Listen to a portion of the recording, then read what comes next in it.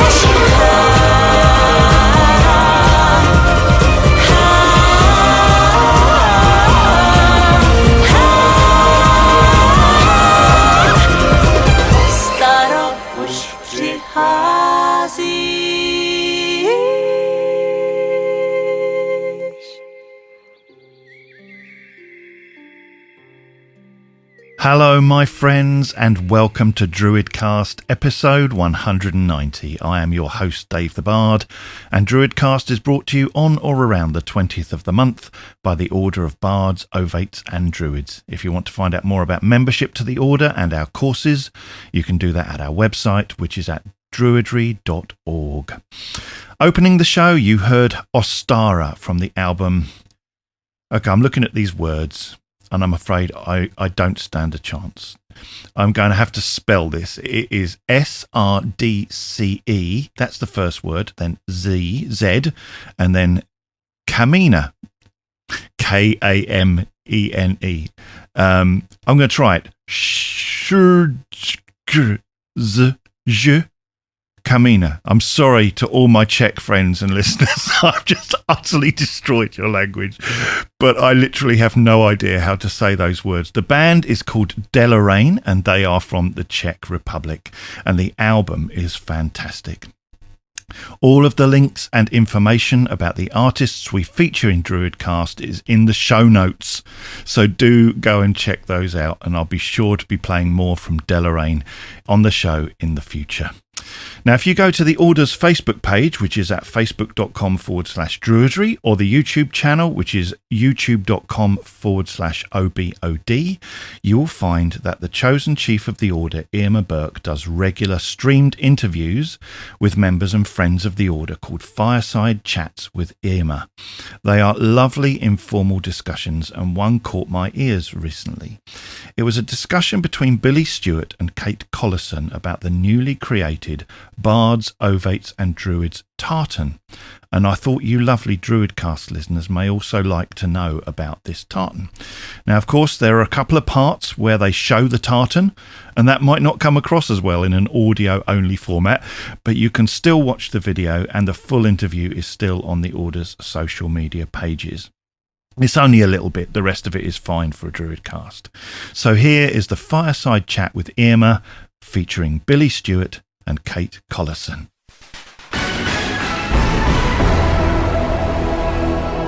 The talkie bit.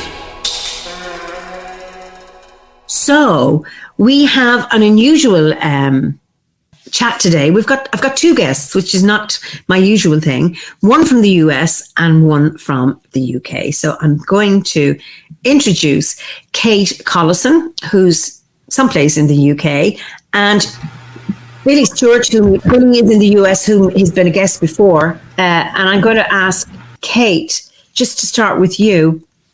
You are so welcome to this fireside chat. Just tell us where you are and what your landscape is like before we get into. So, I'm in the New Forest, which is a national park on the southern coast of England. It's absolutely beautiful. And that's what inspired the story today. Oh, wonderful, wonderful. Hi, I'm in Taos, New Mexico in the United States. Whoa, we're falling.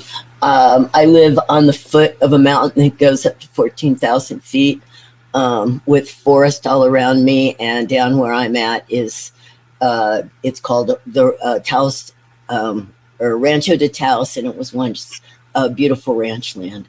And it's still good farming land for northern New Mexico. Okay, wonderful. So the reason we're here is to discuss the Bard, Ovate and Druid tartan. So I am going to hand this over to, that has just been launched, in the last 2 weeks? And I'm just interested in hearing the story. So whoever wants to start, feel free. I'm going to leave it to you two. Well, it started back in 2020, didn't it, Billy? Yes, I think so. And you posted something on social media to say that you would love to have a tartan that was fitting for you as a musician, but also with your Druid path. And it was on one of the OBOD social media sites. Yep. And I have a little business here in the New Forest. I've designed tartans before. And we've got 5 now in the New Forest, all of which I've designed and registered. And I offered my services. And overnight, Billy and I became friends on social media. And that's where it all started. So it's taken a while. It's taken, nearly 3 years now. but that's due to COVID and all sorts of different things. But it is finally here. It's properly registered, and we do have our very own Bards, Ovates, and Druids tartan now. So, over to you, Billy. If you've Yeah. anything- Okay, so I mentioned when I was on Fireside Chat before, I came from the reclaiming tradition of witchcraft here in America, and I think it's all over the well, it is all over the world now. And we like to dress up. I mean, one of the things behind all that is that you got to change reality a bit when you go into ritual, and I feel like we have that same thing in Druidry, and that's with the robes and stuff. But it never felt right to me because I've always been very shamanic and very tribal in how I presented myself in rituals. So, I mean, I like to wear horns and glitter. Hello. When I'm a transgender man, and when I always wanted to wear kilts, but I felt like a Catholic schoolgirl. So I started wearing kilts. Yeah. When I started wearing kilts all the time after transition, and it started to be my go-to for ritual. For one, I can feel somewhat sky-clad. For those of you that don't know that terminology, that means like basically naked. So I could just wear my kilt with no shirt. I'm covered up. I feel comfortable if I'm outside, somebody finding me. And so I started to wear kilts all the time. And one of the first things I put on Facebook was saying, hey, does anybody else not feel comfortable in the white robes? I mean, that kind of goes back to a few things. For one thing, if I have a coffee, I'm going to spill it on me for sure. But other reasons why it just didn't feel right. It wasn't my thing. And I said, I wear kilts. And then one thing led to another. And then my other post, and that's when Kate saw it. And it was just kind of evolved into that. And we started going back and forth. And in reclaiming, and I feel very much like Obad's very much the same way. I stepped back a little because I wanted it to be the community. And we both did. We both stepped back from that process and sent it out to the community so they could choose the colors and go back and forth. I was afraid it was going to become crazy because in reclaiming it can become nuts when you're trying to make a decision with 500 people and you're a collective. So that's the story so far for me. Okay, Tracy has a question. She says, do the white robes feel uncomfortable because of the KKK connection? Yes, I believe that is part of it for me. I've been a civil rights activist all my life, and if somebody stumbled upon me in a white robe in the woods here in America, it would just, it would go from anything to embarrassing to maybe getting beat up, So, yeah, that's probably part of it. And it also just feels like, to me, Druidry is dancing crazy in the woods. So falling over a white robe would not be pretty. Okay. And Hannah Semple has this, and I mean, this may be for you, Kate, is why does the tartan have to be registered? I suppose you could just design a tartan and do nothing with it. But if you want it to be properly registered, and with that will come the intellectual property rights for it, and then once it's on the register, when you want to have the material woven and made, that's what the tartan mill will access, what's known as the thread count, which is the order and the colours in the specific order. And they access that directly from the tartan registry in order to weave it. Okay, and you were talking, Billy, about putting it out to the community. Who was the community that you raised this with? I put it on a couple of the sites on our, when you're a member of the order, we have our own group. So I put it on there. Then I put it on the Facebook page I have that is, oh my God, I always forget the name of it because I went through so many. But I think it's Obad USA. Obad and Friends USA. I put it on that. So I put it out into the Facebook world. I find that the easiest place to communicate these days. Yeah, it went on quite a few different sites. And yes, so many, probably hundreds of people had an input into choosing the colours and the design. And then Billy and I, we had a couple of designs, didn't we? And sort of chose the best 4 or 5 and put them back out to the community. And yeah, eventually we decided on one. And of course, so you were consulting OBOD members, but it is not an OBOD tartan. It is a Bard's Ovate or BOD tartan. Absolutely, yeah. So in order to have a tartan registered, if you want it registered under your own name or your own business, you can just go ahead. You don't need anybody's permission for that. But if you want to register it under, for example, in my case, the New Forest, which is a national park, or for the order, I don't own any rights to the order or the New Forest, so you have to get written permission. So I contacted Philip Cargom with our design, showed him it. We spent a lovely hour on the phone. And he was very specific. It wasn't something that I'd thought of before, but he was very adamant that he didn't want the first 2 words, the order of, in the name. He just wanted it as Bards, Ovates and Druids Tartan. And the reason for that is absolutely valid. For a start, he didn't want it to become a uniform for OBOD at all. He didn't want anybody to have to buy it. But at the same time, he said, if you restrict it to just OBOD rather than any Bard, Ovate or Druid, you're limiting it. And we wanted it obviously to go out to as many people as possible. So for those 2 very valid and good reasons, we didn't include the order of. So it's just Bards, Ovates and Druids Tartan is what it's registered as.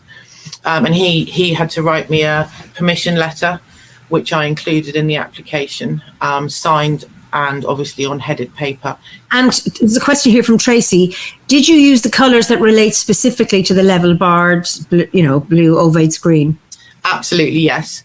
So the colours, shall I show you the tartan and you can see? So here, I'm sure a lot of people have seen it online, but here it is. This is the very, very first, it still has the tag from Loch Carron. The very first piece of material of the very first roll is right here. So within that, you have the 3 golden strands of Arwen running right through the middle. Yeah. Okay. Yeah. You also have the 3 grade colours: the blue for Bard, the green for Ovate, and the white for Druid. You have the 5 elemental colours: green for earth, white for air, orange for fire, blue for water, and purple for spirit. And you also have the 3 colours for land, sea, and sky. So obviously a lot of those overlap. So we narrowed it down to 6 different colours. So there we are. Oh, it's beautiful. Now, so that's woven in Scotland? Yes. So this is woven in a traditional tartan mill. And I have a roll of 51 meters of it. It's really quite wide.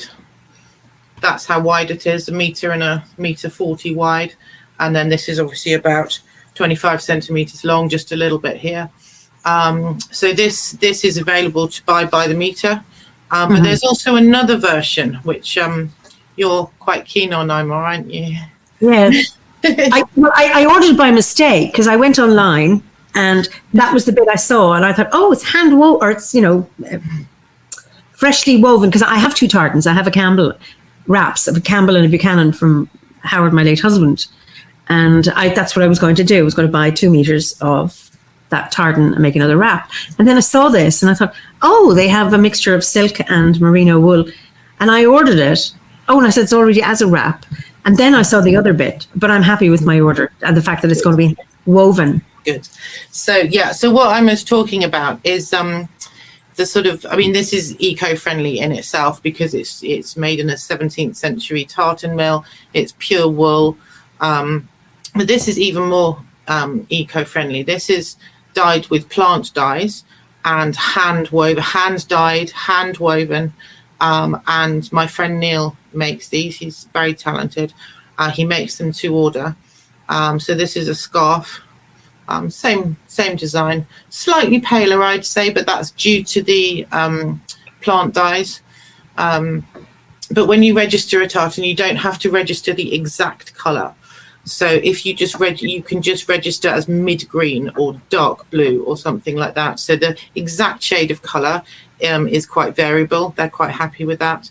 And when I first started doing the plant dyed, I contacted them and asked specifically, because you couldn't get the depth of colour with the natural dyes. And they said, absolutely fine, no problem. No problem at all. Wonderful. Now, I have a Weathers Buchanan and tartan, and I've seen different. I can recognise a Weathered Buchanan, but there's always variations in the tones depending on which company makes it, etc. So that's lovely. Gabriella wants to know: is it itchy? Not at all. Not at all. It is pure wool. However, the wool is really soft, and in fact, this wool, the one in the plant dyed version, this comes from the Falkland Islands, and there's a really good reason why it comes from the Falkland Islands. Obviously, wool is available pretty much throughout the world, but if you imagine the Falkland Islands, they're in the middle of the Atlantic. They're battered by wind and rain, so the sheep are just washed by rain continuously, and because of the wind, they haven't got any scrubby bushes and things like that in the fields for the sheep to just get tangled in. So when they're shorn, the fleece isn't full of bits of twig, and it's not, when it's carded, so they're combed out, you don't get that pulling of the wool, so it stays very fresh, very clean, and it's just the softest wool in the world, and that's why we've chosen it for to use in the scarves and the wraps and the blankets. And it's not itchy at all, I promise you. Brilliant. Yeah, Taimi, who's in Finland, says tartans are part of the culture and rather devastating history of Scotland and its clans. They were originally created, i.e. according to colours included in the coat of arms of each family clan. Here's the link. She gives a link. What do you know about tartan? To be honest, not a huge amount. I'm not from Scotland. I'm from southern England. However, what attracts me to tartan is that it can connect you to, especially if you've got a design that you've designed yourself with really good reasoning behind all the colours and the design, it can connect you to your own landscape. And that's exactly what I've done for the New Forest tartan. The colours are directly taken from the trees and the bushes and the landscape in the national park. And it's where my roots are, it's where I belong, I'm part of that community. And so I think pretty much everything's got some sort of checkered history, but the New Forest tartan is only about 6 years old. It's fresh, and I'm very proud to wear it and to own it. And Celine asks, which plant dyes did you use in this particular tartan? Is that a secret? My weaver spent 6 weeks, different combinations, blending them, trying different ones. And there's quite a complicated recipe of different plants for each colour. Hopefully, I hope that satisfies your answer. And she actually says, yeah, she likes the idea of a tartan much better than wearing a white robe. I wear a white robe in the UK, but here I don't wear white robes here in Ireland. And I have nothing against white robes, just that. So Liz says, do you have a guide for designing a landscape tartan, or did you just go by feel? I went by feel. I knew nothing about tartan. When I designed the New Forest tartan, which is this one, that was registered in 2017. That was my first one. There's 5 colours in here. And I actually started off by painting strips of paper in the different colours that I'd chosen, and literally weaving them together to see what they'd look like. I very quickly realised, obviously, that when you weave paper together, you don't get the blend of colours where the 2 colours overlap. So I then managed to you can find it online, a tartan design program. It's ever so easy to use. You choose your colours and you choose what order you want them, and you whiz the bar up and down for the width, and it just pings up in front of you. And there's an infinite number of different, obviously, designs and colours you can do. And it's quite addictive. But no, I ended up with this, and each of these colours for the New Forest tartan has meaning. So you've got the 2 different greens, one for the broadleaf trees, one for the pines and the yews. You've got the purple for the heather, the white for the silver birch, and then the kind of fiery orange red colour for the red deer and the bracken that we get in the forest as well. So lots of meaning here. If you go out into the New Forest, you can see, you can see these colours. And then a couple of years after that, I did one for each season. So there's actually 5 registered New Forest tartans. This one you've just seen is called just New Forest tartan. And then you have New Forest winter. So these are all the wintry colours that you get. And the reason I wanted this one specifically, it looks like it's black and white, but there's greys and browns in there. Wow. This can be made from natural sheep colours, so no dyes necessary in this one. Wow. So Even the grey. The white, Even the grey. Wow. So you've got white, cream, grey, brown and black in the New Forest winter. And those sheep, so that wools for those various sheep, where do they come from? Are they in England or in the UK? Well, this one is woven in the Scottish tartan mill, so this will be Scottish wool. Yeah. Wow, But it's all again, fancy. Brilliant. But there's a hand dyed version of all of these as well. So he doesn't use any dyes at all, just natural wool colours in the winter. Wow. Brilliant. And then you've got the spring one as well. So that's all pale yellows and pale purples for the bluebells, and the snowdrops, and primroses and fresh greens for the spring colours. The summer one.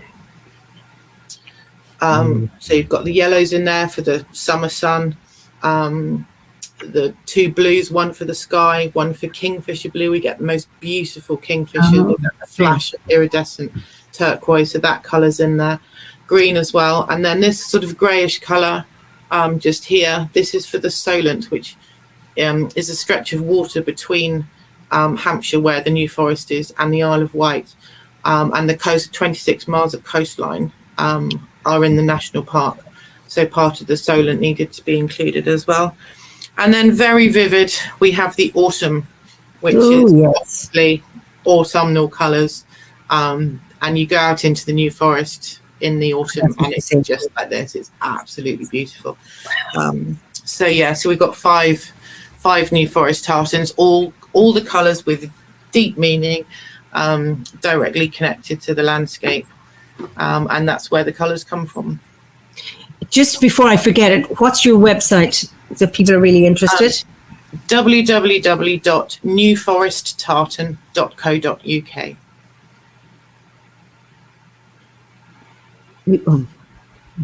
Spell or type, should I say? newforesttartan.co.uk. Great.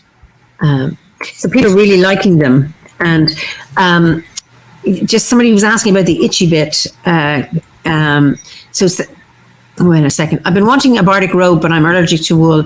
Tracy, my robes are not wool, but did you say there's one woven with silk? So one of the tartans, it's silk and wool. So one of the options for the plant dyed hand woven one is silk. So you can have a silk one, or alpaca as well. I can address the itchy with wearing kilts, because I wear kilts a lot. I can't wear a wool hat. I mean, I have a beautiful tam that's a traditional Irish, Scottish older type tam. And I get away with that most of the time, but she did some work on that to make it softer wool when she made it for me. But I'm fine in wool kilts. Something about the way the way it's done, and it's woven so tightly, where hats, things like that, if there's a lot of wool in it, it itches me like crazy. But something with the tartan, and when you get a kilt made, you can also get a lining right around your back and all that, where it would be if you are, if you do have a problem with it. So that's my input on somebody who wears a lot of kilts and have dealt with itchy. And I'm just saying, I can't wear wool around my neck, but I can wear my tartan wraps. So I think you're right. The tightness of the weave, there's less bits to stick out. Like I can't wear Angora, or I can't have any, what's the other stuff? Hairy stuff that's gone from my head. Mohair, anything like that has fibers that stick out, they drive me crazy. So that fine, tight weave works really well. So you're getting lots of comments about the colors and the blends. They're just absolutely beautiful. Just two questions. One for you, Billy. Are you wearing one of your kilts today? I am not, because it's really cold out and I have to go work and it's in a warehouse. So, I mean, it's not pretty in 20-degree weather in a warehouse. Hiking, yes, I'll hike through snow in a kilt. Yeah. Yes. I can show you a couple of my kilts. Do. Okay, hang on. So while you're doing that, there's a question. I think, do you have links for the Scottish Tartan Weaving Company and your friend who's doing the weaving? That's all to be found on your website. Isn't that correct? Yes. I mean, I don't have links as such. I asked Karen to weave it for me and they weave it. So it's all through your website then? Yes. Yeah, there's a lot of information on there. Okay, so what I've already put it up in the chat to all of them is the newforesttartan.co.uk is where you'll get that. Mm-hmm. Great. Ferdiad says, Ferdiad, who's Scottish, I would definitely recommend people learn the history of tartan, especially tartans of the types originating in Scotland. Yeah. So. Yeah, that's pretty important to me. I only get my kilts through. I get most of mine through USA Kilts in in America, and that's only because they order everything from Scotland and they make them here, and they're so into the traditional, and they'll have a write-up on the story behind it, and the whole bit. And there's a huge amount of information and you can find about the tartans, because when you register a tartan, you have to explain every single color. You can't just put in some random design and it'll be accepted. You have to have real meaning behind it, and a real reason why you want it as well. However, there are a lot. Our own Bards, Ovates and Druids tartan is number 13,478 of the tartans here. I'm going to cover that bit up.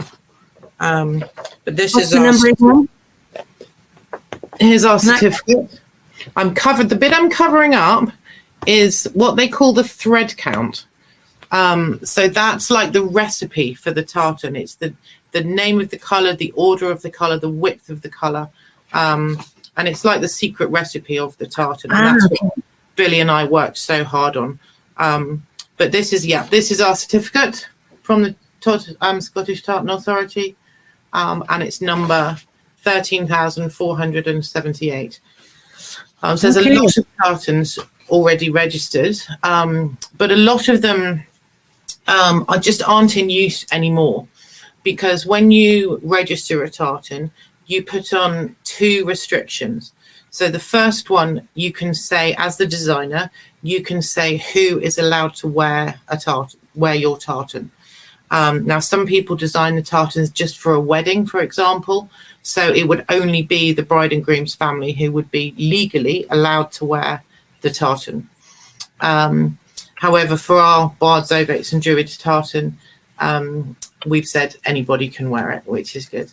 And then the second restriction you can put on is who is allowed to have it woven. So when I phone up and order a roll of material from the weaver, they check it's me, because it's only Billy and I who are allowed to have this woven. And there's a really good reason for that. Is one, we worked incredibly hard, and we've invested quite a lot of money in this. It costs to register a tartan. The roll of material costs thousands of pounds to have made. And with popular tartans before, People have just gone and had them made in some awful sweatshop in the Middle East somewhere, and the quality's been hideous, and the eco credentials have been awful, and it's made of nylon or plastic or something just utterly hideous. And obviously, Billy and I, neither of us wanted that at all. We wanted it properly traditional, done sustainably, so there we go. So although there are sort of 13,500 tartans registered, unless Billy and I include in our wills who we're going to pass that right to, it will die out as a tartan. Nobody will be allowed to weave it. And there's obviously hundreds and hundreds of tartans where the design has passed over, and you can't weave it anymore. So it's very, very highly looked after by. They take it very, very seriously in Scotland. It's a really interesting, this thing about tartan. There's a pejorative term, tartanism, that thing of inventing traditions. Now, Ferdiad said, and Ferdiad, I'm going to ask you to come in here just to clarify something. You said you definitely recommend people learn the history of tartan, especially tartans of the types originating in Scotland. And then you say, please don't skip the uncomfortable bits. Now, I don't know if you're referring to the uncomfortable bits about the history of tartan or the uncomfortable bits about wearing a kilt. I'm not too sure what's uncomfortable about it, but maybe you could add something. You could clarify that a little bit. And while we're waiting for you, Ferdiad, just Tracy asks, where did I get my non-wool robe? Most members of the order have cotton. They make them themselves.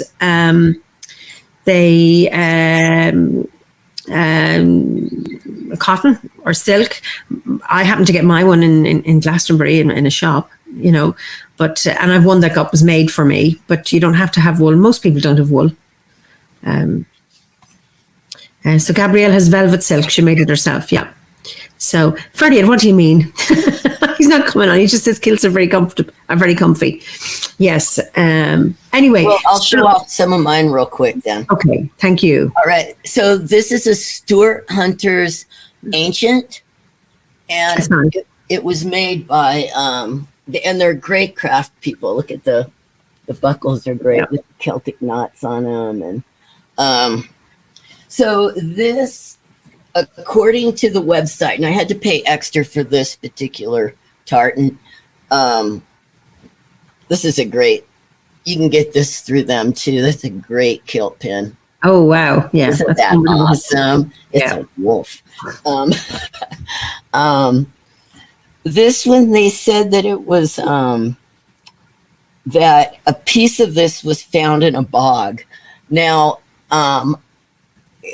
due to not my lack of studying this stuff like crazy, because I had, but just my lack of school. I didn't go to school. It's all on our other site. But supposedly they found a piece of this tartan in a bog. Okay. Now, it would have been before tartans were assigned to clans. That was a later thing. It was all whoever was weaving them in different areas. So that would have been the area, but it would have been the area where the Stuart clan was. So that's why it was connected to the Stuarts. And then this one here, and this is great because this is also from those guys. And this is from a mill in Scotland, but it's not wool. And this is what I hike and wear a lot in the summer. It has Velcro. I could just Velcro it on and go. And this is a Stuart. This is a regular Stuart Hunter. Okay. Just the one that you're going to see all the time with people. Again, a pretty cool. I'm kind of I just collect all this stuff. This was actually made by a guy up in Colorado, the kilt pin, the dragon. Okay, very nice. Yeah, handmade. It was nice. So yeah, there you go. That's a couple of mine.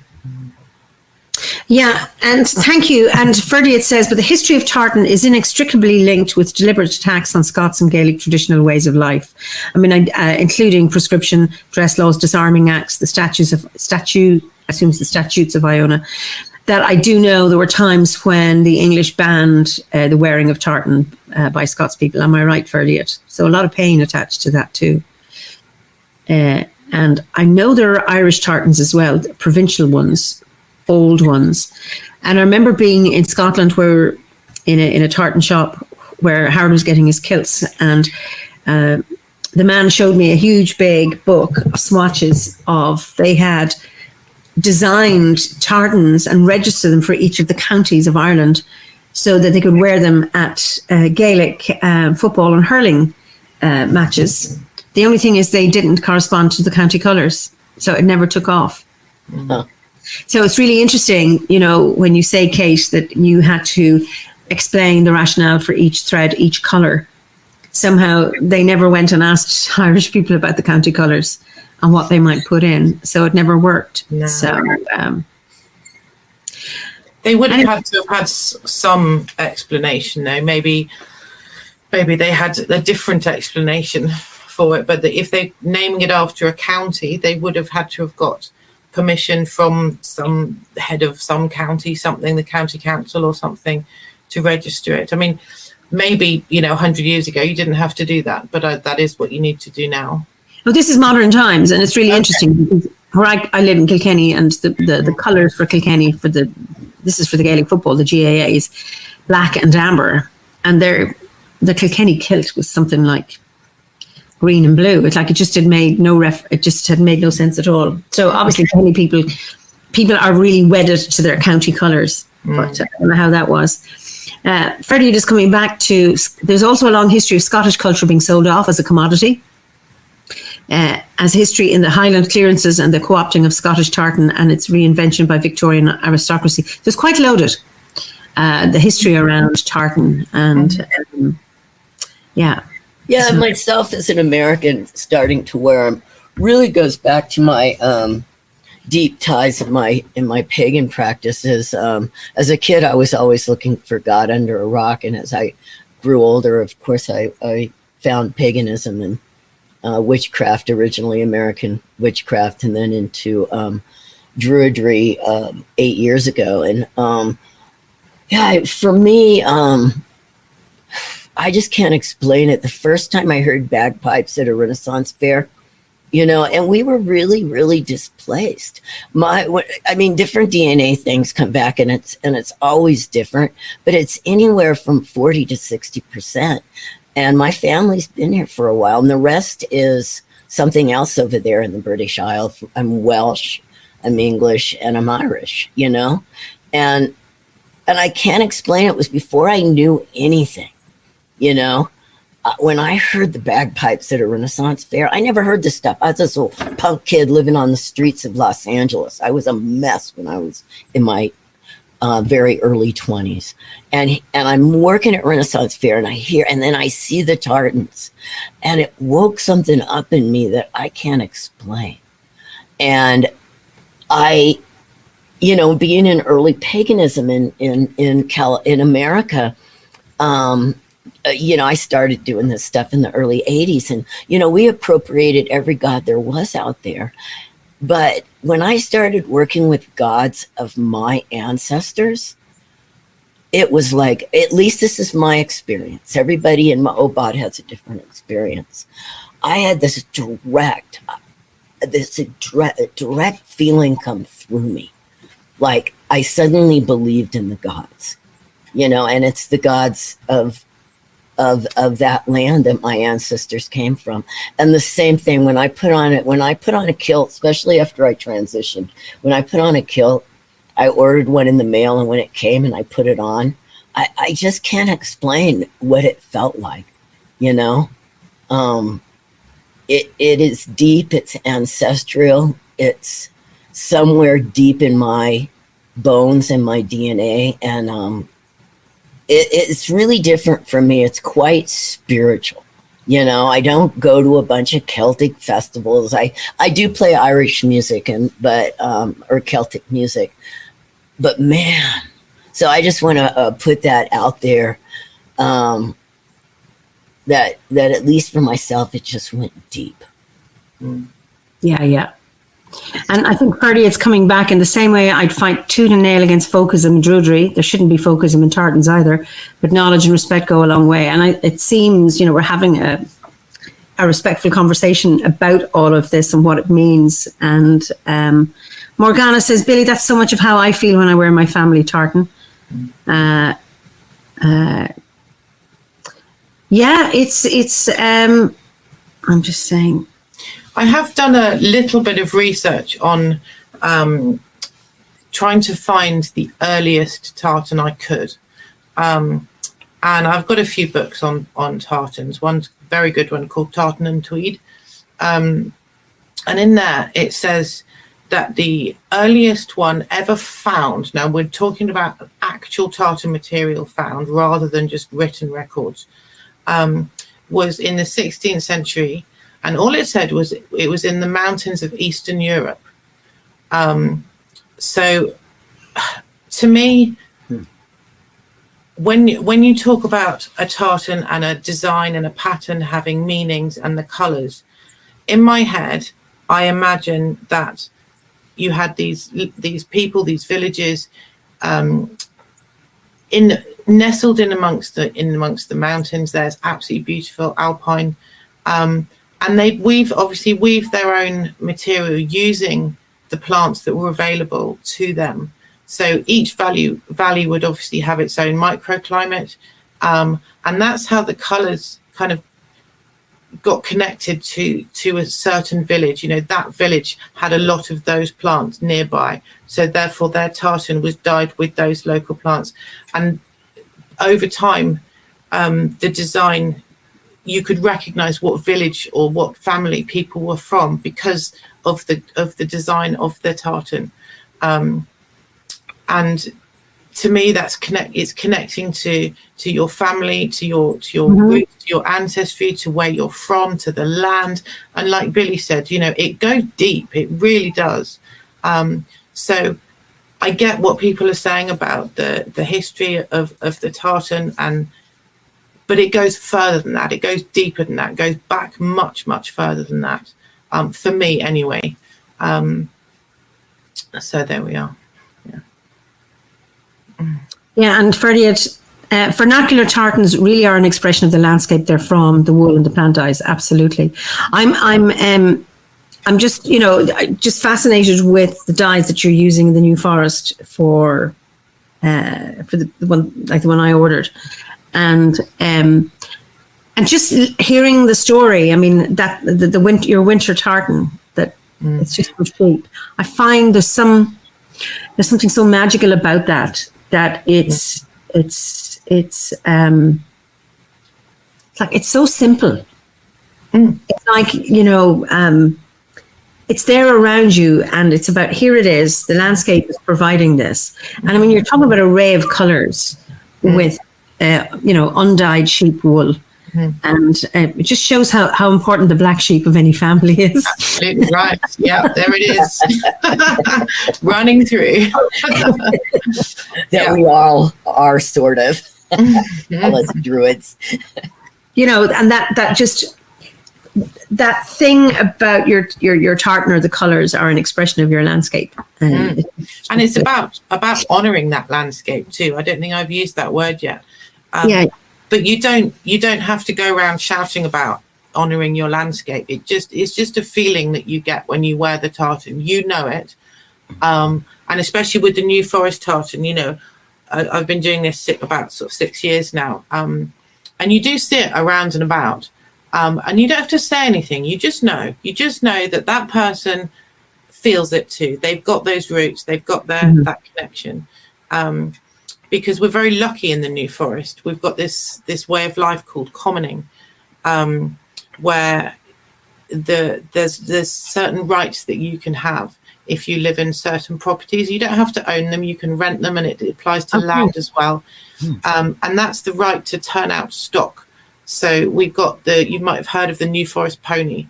It's on the rare breed list, but you wouldn't know that living here. Because there's about 4,000 New Forest ponies roaming free through the towns and villages, as well as in the open forest. And the way of commoning is very much attached to the seasons and the cycles of life, and the forest is managed by humans, but also by the ponies. They're known as the architects of the forest here. So they will eat the young shoots of the invasive plants, and they're very much part of the ecosystem here. It would be a very, very different place if we didn't have the ponies and the commoning way of life. So because the word forest, we know that word now as a wooded landscape, but actually when it was called the New Forest, it was back in 1079, and the word forest means hunting ground. So it was the new hunting ground for the king. We interchange forest and woodland now, but the New Forest is made up of so many different types of ecosystems. Obviously, you've got the woodlands, but you've also got the heathland and the coastline and the bogs and the mires, and they're internationally important. So it really is connected to that landscape. It's the history and the heritage and the commoning way of life. You've got the verdurers and the agisters. Agister's court goes back to the 13th century. It's the oldest court in the world, and it's right down the road. And I work 8 miles from here, and it's in the same town as I work. The oldest court in the world, and they oversee the management of the forest and the stock. And we have cows and pigs and donkeys and all sorts of things, sheep, turned out onto the open forest. And if you go for a walk, you will literally walk past the ponies and donkeys as you're just walking around. And it's that connection to not just the landscape, but that way of life as well. And it's so important to me, so important. It's where I was brought up, and it's the commoning way of life means you have to be connected with the cycles of life. You have to be connected to how the forest works, the time of year when you do certain things. The stallions turned out for 6 weeks in the spring. And so you go around and there's stallions that have been through a vetting program. They're the best stallions you can get, purebred New Forest stallions.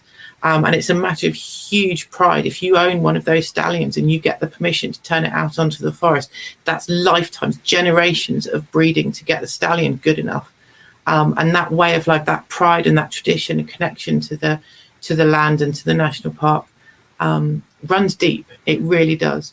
And if you see somebody else, walking along and they've got a cap or a something made of this, you just know. You don't have to shout about it. You don't have to say, I love the New Forest.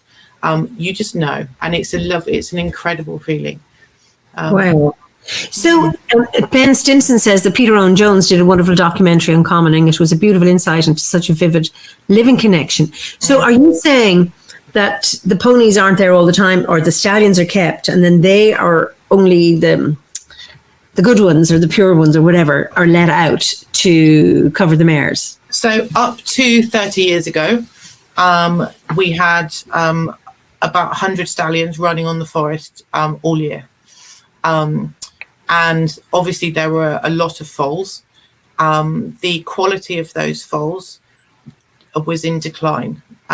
They were becoming very common. The forest was being overgrazed. And it was a recipe for disaster. So they changed it. They took the stallions off. And now, I think last year, there were 20 stallions. That's all for 6 weeks. That's it. So they're busy boys. When they go out, they're really quite busy. And the quality of the foal, 20, 30 years ago, you could buy a New Forest foal for £5. And it was desperate, and they were being sold for meat, and it was utterly hideous.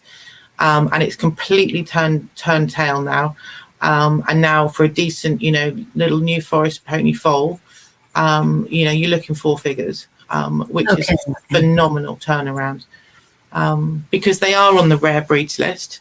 But we don't want the forest overrun. We don't want, what we call poor quality stock. We want the highest quality. And, these little ponies, they're making waves on the international stage. They can do the eventing, and they can do everything else, the long distance stuff. They can do everything else that these great big thoroughbreds can do. And they're super important. Wow.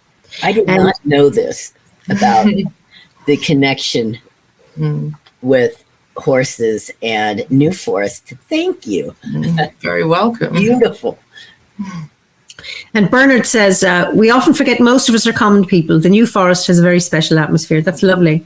Sean Clancy says, you're starting to make me want to relocate. I don't think it's got to do with the stallions. I think it's got to do with your description of... They are a sight to be seen. They really are. Yes, it's just beautiful. Absolutely. Yeah.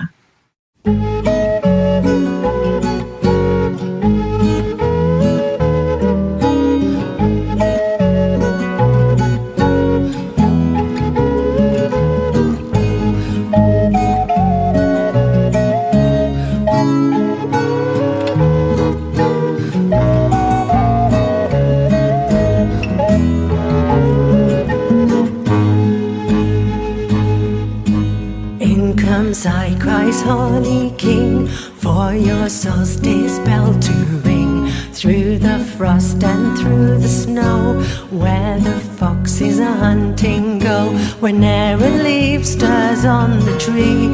Bundled up in belts are we, for to knock the mistletoe down, while the Holy King wears his crown. Fire and hearth and stories told warm our hearts both young and old. Meat and drink be all thy fill, keep your bones from winter's chill. Leaves so green and berries bright, keep us safe this winter's night. While we sleep the Holy King stands, sentinel of these frozen lands.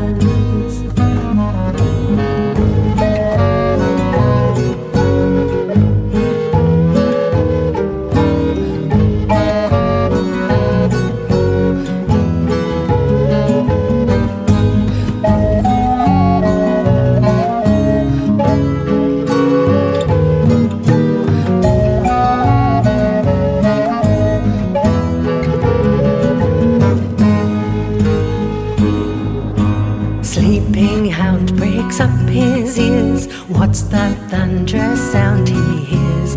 Off we track through trickle and thaw to the borders of oak and shore, where two kings from the days of yore come to settle the ancient score. Now return the days of the sun, and the Holy King's time is done.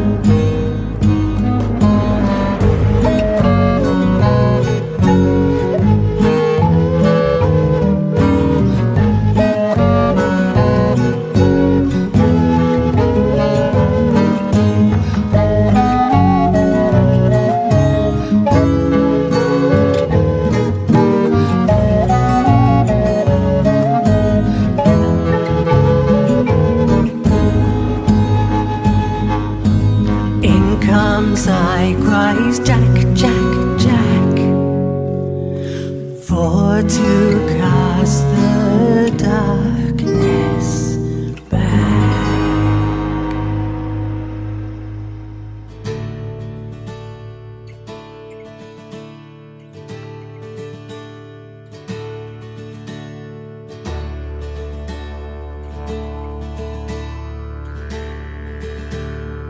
I thought that was a great interview, and do keep an eye out for the live streams on our Facebook page and YouTube channel.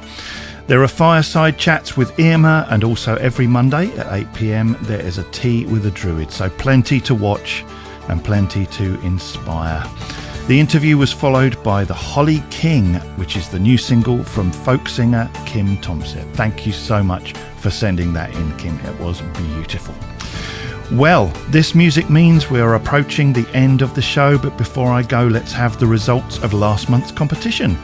The prize was a signed copy of Barry Patterson's book, Land Mandala, but when I opened the package from Barry, he had sent me 2 extra signed books, Buddha and the Carboniferous and Freed from Distance.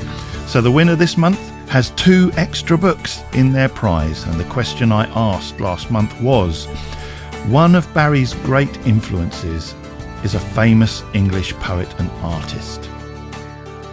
What is that poet artist's name? Well, the answer is William Blake, and the first name drawn from the hat and winner of those 3 signed books is Sharon Shaw from Lincoln. Congratulations, Sharon. Those books will be with you very soon. Now, this month we have a copy of Professor Alice Roberts' book Ancestors to give away, a prehistory of Britain in 7 burials. A fascinating book, and the question I'd like you to answer is, the Clan Tartans originate in which country of the British Isles? The Clan Tartans originate in which country of the British Isles? Email your answer along with your full postal address to podcast@druidry.org, and one of you will win that fabulous book. Well, my friends, that is a show. Have a wonderful spring equinox if you are here in the Northern Hemisphere, and a peaceful autumn equinox to all of our friends in the Southern Hemisphere. I'll see you back here again next month for DruidCast episode 191. But until then, I wish you all peace and blessed be. Goodbye.